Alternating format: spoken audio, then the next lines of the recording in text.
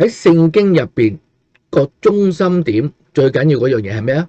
就係耶穌有冇上十字架，3日之後復活嘅呢個歷史，呢個先係中心點。啲人咧就唔會講呢樣嘢嘅，即係講緊咩啊？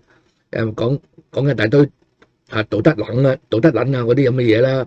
一係咧就講創造啊、進化啊呢啲咁嘅嘢。但係你唔好講嗰啲，你淨係講你相唔相信呢個歷史先？2000年時間俾啲人，你都冇辦法推翻耶穌冇復活。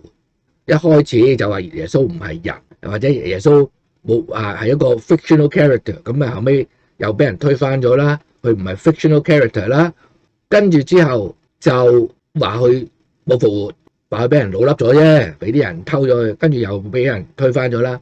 一個歷史事實嚟噶嘛，你可以 don't care 咯，但係你推唔翻噶喎。問題係，但係啲人點解會